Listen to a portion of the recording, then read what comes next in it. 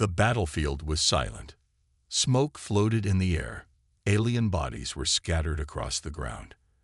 And in the middle of it all stood one human. She wasn't breathing hard. She wasn't running. She was just standing, quiet, calm, and dangerous. Her name was Sarah Vale. She was not like other humans. She was made different, forged by Earth's secret military project, trained to be faster, stronger, and smarter. She wasn't a soldier. She was a weapon. Years ago, Earth started Project Valkyrie, a secret plan to build the perfect warrior. Sarah was the first, and the only one who survived. From the age of 6, she was taken away. No friends, no family, only training. Her body was enhanced with special tech. Her mind was upgraded. Pain was her teacher. War was her school. And now, she was the one-person army sent to save a colony at the edge of the galaxy. The human colony on Vega 9 had gone silent. No messages, no signals. Only one broken message came through before it all went dark. They're here. Send help. Please. Everyone feared the worst. Earth's generals gathered. Sending a full fleet would take too long. The colony would be gone before they arrived. So they made a hard decision. Send one. Send Sarah. General Mays didn't like the plan. We're sending one woman against an entire Varnock army, he said, slamming his hand on the table. But Admiral Torres replied coldly, she's not a woman. She's a storm. Sarah's small stealth ship landed quietly on Vega 9. No sound, no light. She stepped out into the ruins of the colony. Buildings were destroyed. Fires still burned. The air smelled of death. But Sarah didn't stop. She moved with purpose. Her eyes scanned everything. Her suit sent data directly into her brain. Heat signals, movement, patterns, all clear until it wasn't. Suddenly, 5 alien scouts appeared from the shadows. Tall, sharp, armed with plasma rifles. They didn't speak. They just raised their weapons. Sarah didn't speak either. In 3 seconds, it was over. The first alien's head snapped back from a hidden blade. The second was kicked into a wall with bone-breaking force. The last 3 fired. Sarah rolled, dodged, then threw 2 small black discs. EMP pulses. Their guns fried. She finished the rest with her fists. 1 woman. 5 alien soldiers. All down. No sound. Back in orbit, the Varnock commander watched through a drone. What was that? He asked, narrowing his eyes. One of his officers replied, human. Alone. The commander stood. 1 human. Took out 5 of our scouts. Yes, sir. And she's still moving. The commander stared at the screen. Who did the humans send? Sarah moved deeper into the city. Her boots made no sound. Her eyes never stopped scanning. She found a child's toy in the rubble. Broken. Burned. She looked at it for 1 second, then walked on. No time for feelings. No space for weakness. That's what they trained into her. In her mind, voices returned. Flashbacks from her training. You are not like them, her trainer once said. You are not here to cry. You are here to survive. She remembered being thrown into ice water for hours, being made to fight machines with real weapons, being told, you either become perfect or you die trying. And she became perfect. She reached the colony's command center. It was in ruins. But inside, she found something useful, a half-working terminal. She linked it to her neural implant. Images flashed, security videos, audio logs. She saw the attack. The Varnock came fast and hard. No mercy. No warning. She saw people running, screaming. She saw the last message sent out, the face of the man sending it. Please, whoever's out there, save us. Sarah's jaw tightened. She stood up and whispered, I'm here now. The Varnock commander watched more videos. More of his patrols were missing. No signals, no bodies. He looked worried. "This makes no sense," he said. "One human cannot cause this much damage." His officer whispered, "Maybe she's not human." Sarah stood on the edge of a building. The wind blew her short black hair. The planet's second moon glowed in the sky. Her mission was clear: take down the Varna command post before the rest of Earth's fleet arrived. Time was short. She checked her weapons, her knife, her pulse gun, her shock darts. Then she jumped from the building and disappeared into the night. The war was not over, but Earth had won the first great battle. Commander Carter stood on the bridge of the Resolute, watching the stars. "The galaxy has changed," he said quietly. Earth's leaders meet. In a grand hall, world leaders gathered. They spoke about peace, but also about power. "We must protect our home," said General Harper, "but also prepare for what comes next." They agreed. Earth would build stronger defenses and reach out to friendly worlds. The return of the ghosts. Deep underground, new recruits trained. They learned Earth's secrets, alien technology, and fierce combat. The Ghost program was stronger than ever. Carter watched the new soldiers with pride. "These are the future protectors," he said. "They will keep Earth safe." Alien Council in retreat. The alien leaders held an emergency meeting. Their power was broken. "We underestimated Earth," said the eldest. "But we will return," warned Zorek's successor. "We must learn from our defeat." Earth's first allies. Far away, other planets sent messages. "We want to join," said a voice from the stars. Earth had earned respect and new friends. Together, they would stand strong. Carter's promise. On the Resolute's deck, Carter spoke to his team. "This is just the beginning," he said. "The galaxy is wide and full of dangers, but Earth's warriors will be ready." He smiled. "We were trained by Earth's deadliest forces, and now no one will know what hit them." The sky above the ruined colony burned bright with fire. Hundreds of ships appeared from nowhere. Earth's fleet. They moved fast, powerful, and silent. Commander Hart stood on the bridge of the flagship. His eyes were sharp. "We are here to bring her home," he said. Behind him, the crew worked quickly. Sensors showed the enemy forces preparing to fight. But Earth was ready.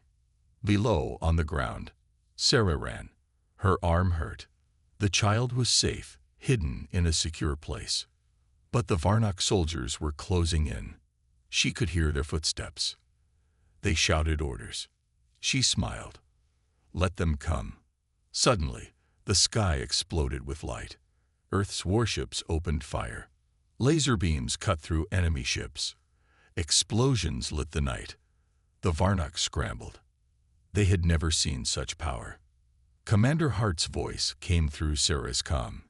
"Sarah, we are inside their perimeter, ready to extract you." She wiped blood from her face. "Understood," she said. She moved fast. The ground shook as battleships landed. Varnock soldiers rushed to defend. But Sarah was not afraid. She fought like a storm. One by one, the enemy fell. Her training, her strength, her heart made her unstoppable. Meanwhile, the child waited. He heard the noise. He felt hope. Sarah's promise was coming true. Suddenly, a huge explosion. The Varnock commander appeared. He was angry and desperate. "You will die here, human," he growled. Sarah faced him. Her eyes were steel. "This is the end for you." They charged. The fight was brutal. Sarah moved with speed and skill. The commander was strong, but she was faster.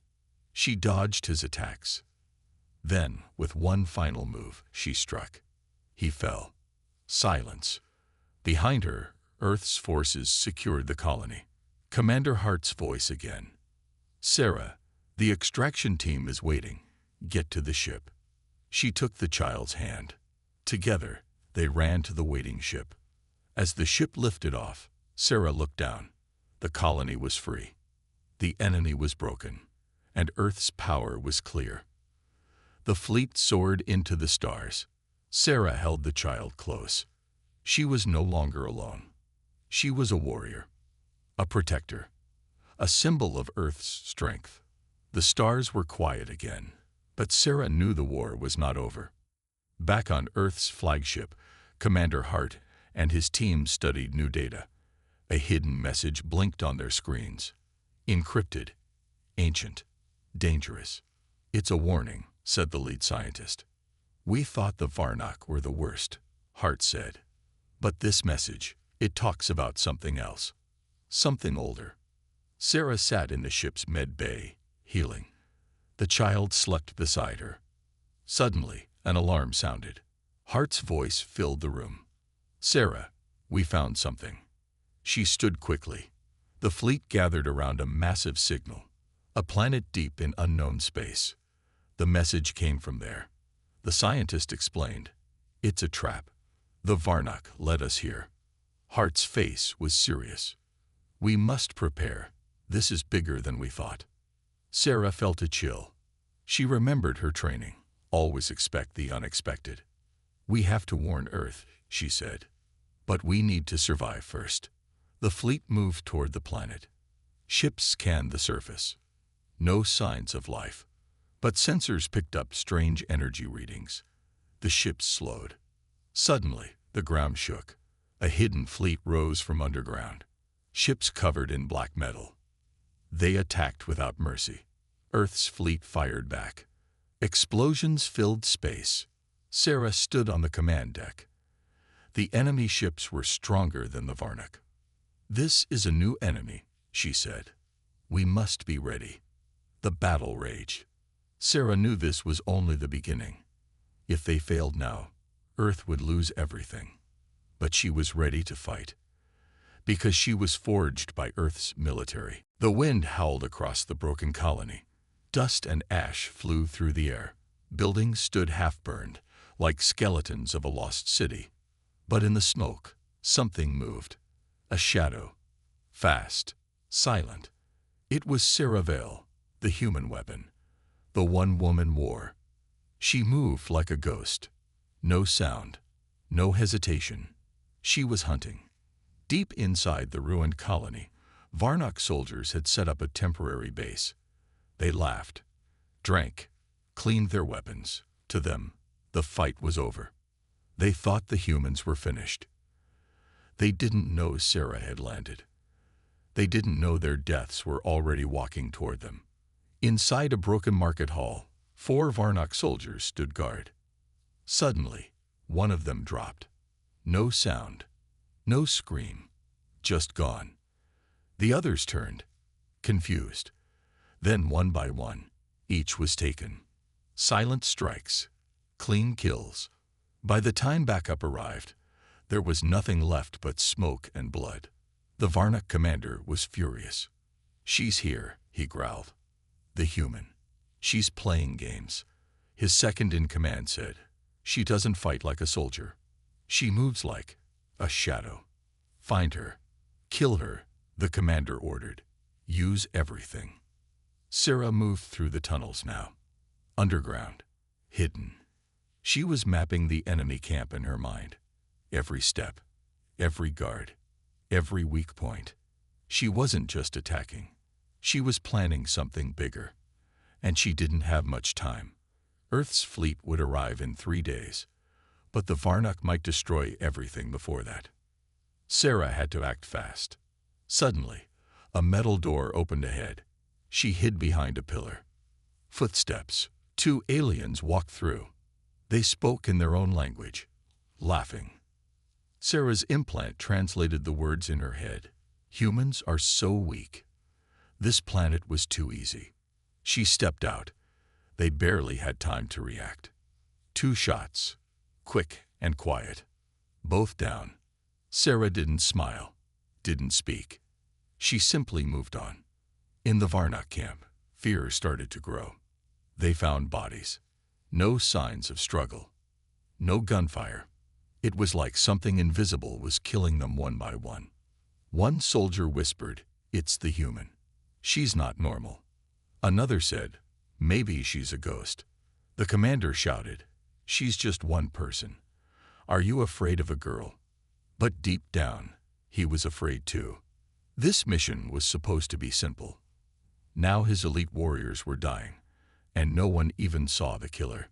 Sarah found a hidden spot in an old building. She sat for a moment, breathing steady, eyes cold. She reached into her suit and pulled out a small device. A bomb, but not just any bomb. A special kind, built to take down a command center. But she needed a clear path to plant it. She needed one more thing. Distraction. That night, the Varnock patrols doubled. Searchlights moved across the ruins.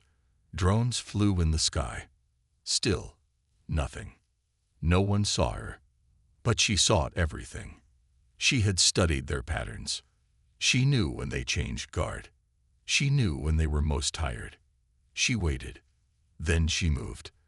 In less than 10 minutes, 3 patrol teams went silent. Alarms sounded. The camp went on high alert. The commander screamed, "Where is she?" But she was already behind him, watching, waiting, not ready to strike, yet. Sarah's mind went back to her training. Fear is your weapon, her old instructor once told her. Let the enemy break themselves before you strike. And that's what she was doing. Making them afraid, making them guess. Inside the Varnock base, some soldiers refused to go alone. Others whispered about leaving.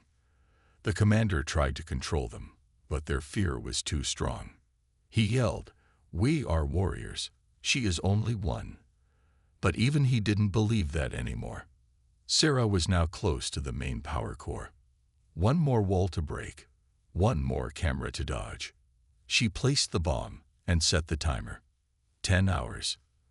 That would give her enough time to clear the area and bring chaos before Earth's fleet arrived. Mission almost complete. But then, something unexpected. A sound. A small cry. She turned. A child. Hiding under rubble. Human. Alive. Sarah froze. Her orders were clear. Complete the mission. But she couldn't leave the child. She walked over, knelt down, and said softly, "It's okay. I've got you." She picked him up and disappeared into the shadows once more. In 10 hours, the Varnock base would explode. But Sarah's mission had just changed. She had to protect the child and still bring down an army. The sky above planet Zirion was dark, filled with thick clouds. Lightning flashed in the distance as the alien guards dragged the human prisoner through the metal gates of Outpost 47. He was silent.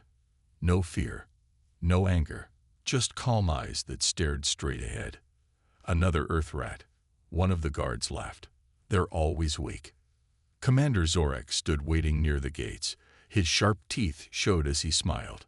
"This one doesn't look special," Zorek said. "No weapons, no armor, just skin and bones." The guards pushed the human to the ground.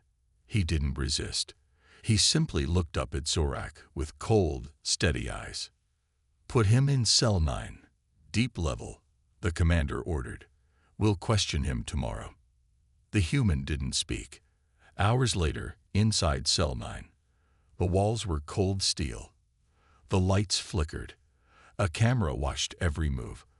But the man just sat in a corner, eyes closed, like he was sleeping. Lieutenant Cree watched the screen in the security room. "Strange," she muttered. "He hasn't moved for 3 hours." Another officer joked, "Maybe he's dead already." But he wasn't. He was listening, counting steps, tracking guard schedules, watching the flicker in the lights, waiting.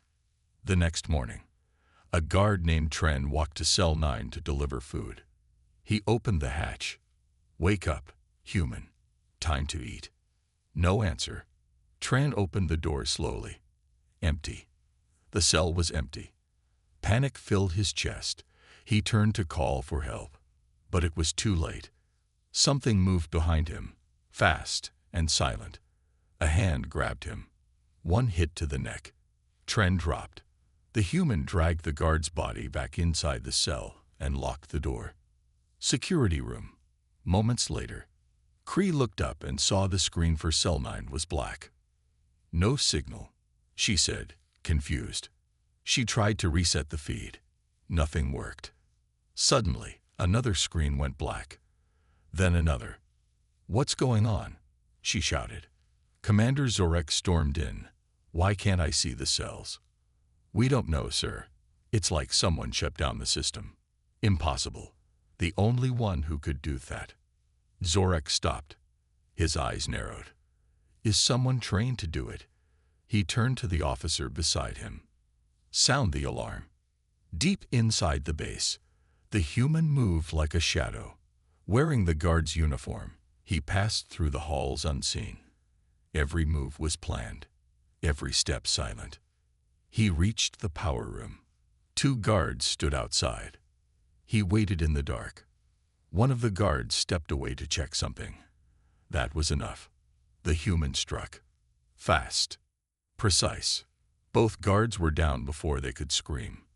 He entered the power room and placed a small black device near the main console. A red light blinked once, then went dark. He walked away. Later that night, Outpost 47 was silent. Too silent. No jokes from the guards. No noise in the halls. Fear had started to grow. One by one, guards started disappearing. No one saw it happen. They were just gone. Commander Zorek held an emergency meeting. This is not a normal human, he growled. We captured something else. Something dangerous. One of the lieutenants whispered. He never spoke, never begged. What if he wanted to be caught? Zorek slammed his fist on the table. Impossible. He was alone. Or maybe not, another officer said. What if this is part of a mission? Zorek stood still. For the first time, he felt something he hadn't felt in years. Fear. Inside a small room, near the ship hangar, the human pulled a small, thin chip from his boot. He placed it into a hidden slot on the wall. The wall flashed blue for a second. A secret signal was sent. A message, short and deadly. Phase 1. Complete. Awaiting extraction. He leaned against the wall and smiled for the first time. They had no idea what was coming next. And it was already too late. Long before the human prisoner was taken, deep under the mountains of Earth, there was a secret facility. No name, no signs, only shadows. Inside, a group of elite humans trained in silence. They were not part of any army, not seen on any map. Not even their families knew they were alive. They were called Unit X9, Earth's Ghost Force. They trained to survive on alien planets, to fight in silence, to vanish like smoke. Pain, cold, hunger, they welcomed it all. Only 1 in 10 survived the training. The human captured by the aliens. His name was Commander Rain Carter. He was the best. 5 years ago, Training Ground Zero. Carter hung upside down in a freezing chamber, hands tied, heartbeat steady. A voice echoed through a speaker. Unit X9 is not built. It is forged. Do you want to quit, Carter? No, sir, he answered, calm. He had no fear, no doubt, only focus. They dropped him in the deserts of Mars with no tools. He returned in 5 days, with a full map of enemy outposts and a stolen alien device. He was ready. His final test. A mission that no one had completed. Infiltrate alien territory. Get captured. Learn their secrets. Escape. If caught, no one would save him. He was on his own. And he agreed. Back in the alien outpost, present day, Commander Zorek stared at the empty prison cell. Guards were missing. Cameras were dead. Doors were jammed. What kind of human is this? He growled. Lieutenant Cree ran in, panic on her face. Sir, we found a symbol scratched into the wall. Zorek followed her to the hallway. On the steel wall was a simple mark. X9. Zorek's eyes widened. He stepped back. This is bad. Very bad. Cree looked confused. What does it mean? Zorak looked at her, his voice low. It means Earth has changed, and they trained monsters in human skin. In orbit, Earth's stealth ship Phantom 7, a black ship floated above the alien planet, invisible to radar. No sound, no light. Inside, the crew watched silent screens. The captain, a woman named Major Lynn, sat still. Signal received. An officer said, "It's Carter. Phase 1 complete." "Good," Lynn nodded. "He's right on time." The officer looked nervous. "Do we move in?" "Not yet," she replied. "Let them fear him first." They had one rule: do not strike until the enemy is already broken from the inside. Carter was doing exactly that. Alien base. Fear spreads. The guards no longer joked. They no longer walked alone. Zorak ordered full lockdown. Find him. Use every scanner. Check every vent, every pipe. But it didn't help. The human was everywhere and nowhere. Food storage, sabotaged. Security drones, disabled. Communication systems, jammed. It was like fighting a ghost. Zorak's hands shook. He had once fought human soldiers in open war. They were brave, but loud. Simple. But this was different. This was something Earth had kept hidden. Alien War Council. Emergency meeting. On a distant planet, high alien leaders met in a secret room. A report played on the screen. Single human prisoner escaped, took down 19 guards, shut down outpost systems. Name: unknown. Code found: X9. The room fell silent. One general stood. "This is a threat to all of us." Another asked, "Who trained these humans?" No one had answers. But they all felt the same thing: worry. Meanwhile, Carter moved deeper into the alien base. He walked through dark tunnels, placing small devices on walls, under pipes, near engines. Each one blinked once. Each one waited. They were not bombs. They were triggers. And when the time came, the base would fall in seconds. He reached a locked data room. 2 alien guards stood in front. Carter picked up a metal rod from the floor. 2 seconds later, both guards were down. He entered the room. Screens lit up. Alien maps, troop numbers, secret codes. He pulled out a tiny chip from his boot and copied everything. Earth would know all. Final scene. Carter in the shadows. He stood in a dark corner, watching the alien patrols rush around in panic. He whispered softly into a hidden mic. "Phase 2 ready. Send message to Earth. The base is crumbling." From orbit, Major Lynn smiled. "Understood. Prepare the sky to fall."